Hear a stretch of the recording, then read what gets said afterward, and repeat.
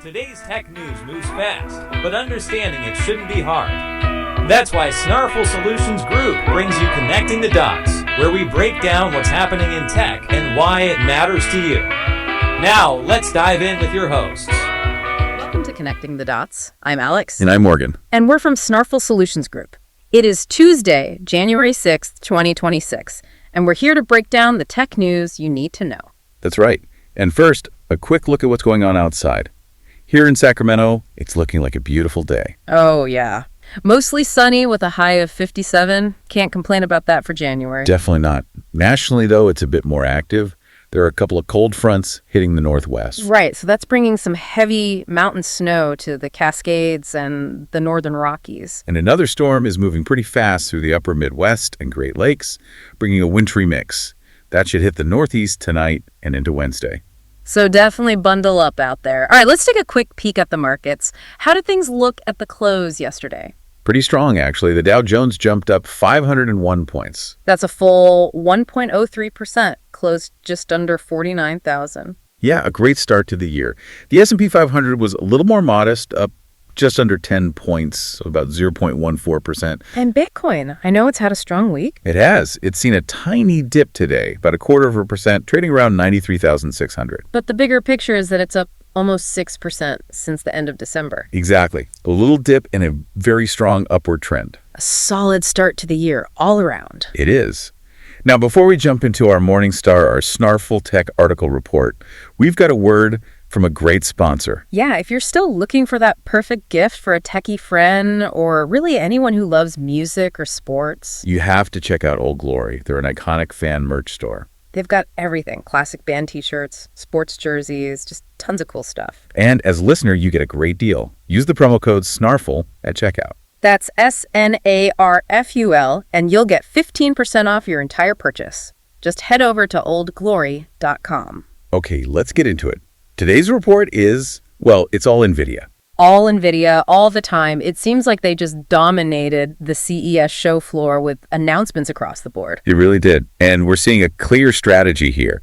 It's about expanding their reach in both consumer gaming and the core AI infrastructure that powers everything. Let's start on the consumer side then. Our first story is about GeForce NowW, their cloud gaming service. This is a big one for accessibility.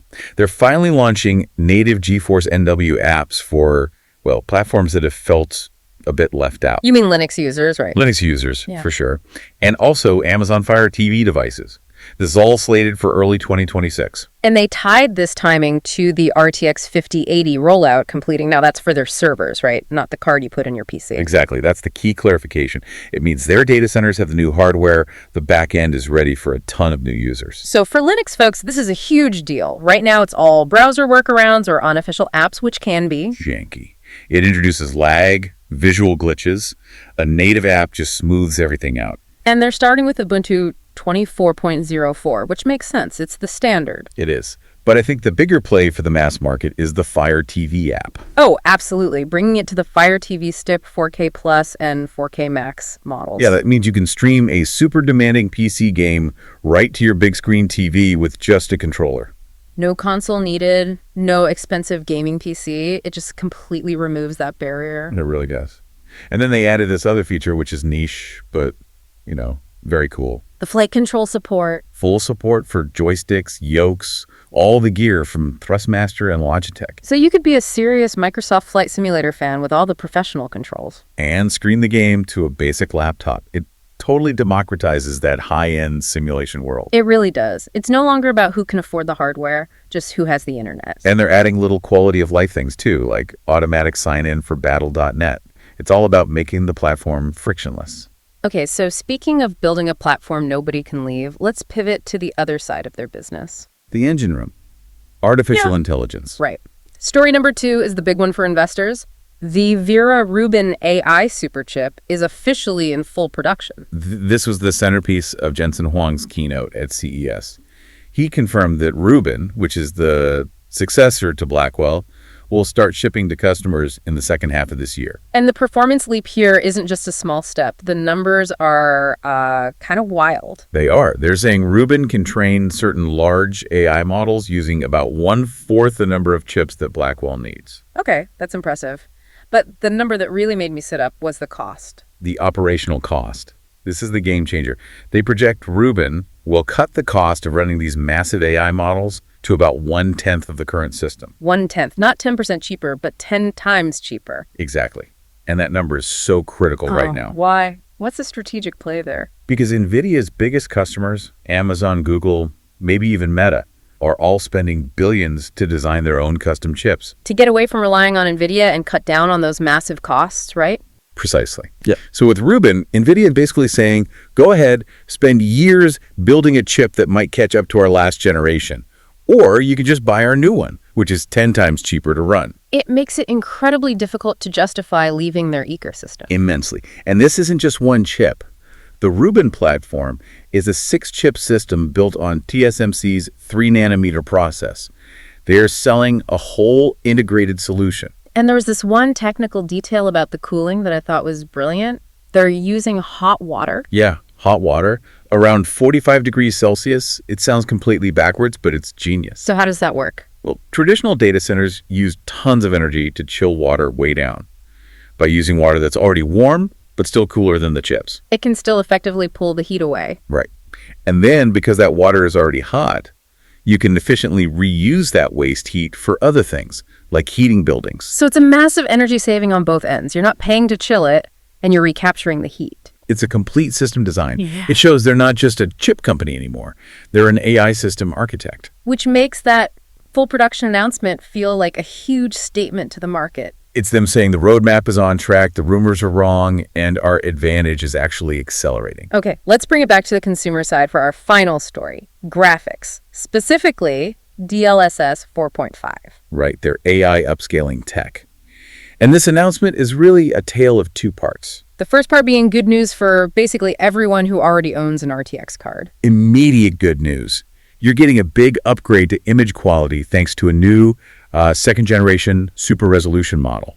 And this new model has 5 times the compute power of the old one. Exactly. It's designed specifically to clean up those little visual artifacts you sometimes see, like ghosting or shimmering on fine details. I've seen that, like on a fence in the distance or something, moving quickly. That's what they're targeting.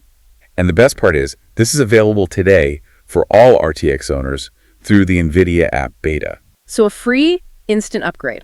The full driver release is January 13th. Yep. A great win for the existing user base. But the second part of DLSS 4.5 is where they look to the future, to the RTX 50 series cards. This is where things get really forward-looking. They're introducing something called 6x multi-frame generation. So for every 1 frame your GPU actually renders, the AI is generating 5 additional frames. A 6-fold multiplier on your frame rate. The goal is to make things like 240 Hz gaming at 4K resolution a reality. Okay, but when you're inserting that many AI frames, doesn't that create a lot of input lag? That's a huge concern for competitive players. It's the number one concern. And that's where the smartest part of this comes in. They call it dynamic multi-frame generation, or DMFG. And this is the automatic transmission idea. That's the perfect analogy. Instead of just locking you into 6x mode all the time, which can add latency when you don't need it. It adapts. It adapts on the fly. It monitors your GPU load. If you're in a simple scene, maybe it only uses 2x generation for minimum latency. But then a huge explosion goes off and your frame rate starts to tank. DMFG sees that, and it instantly upshifts to 4x or 6x to keep your final output super smooth, locked right at that high refresh rate. So it's intelligent. It's not just a brute force multiplier. That's the key advantage. It manages both performance and latency at the same time, which is something competitors really don't have a good answer for yet. So a great set of announcements all around. Absolutely. Now, before we wrap this up, we have one more sponsor to tell you about. That's right. The show is also sponsored by Skony, the premium golf shoe store. If you're serious about your game, you know how important your footwear is.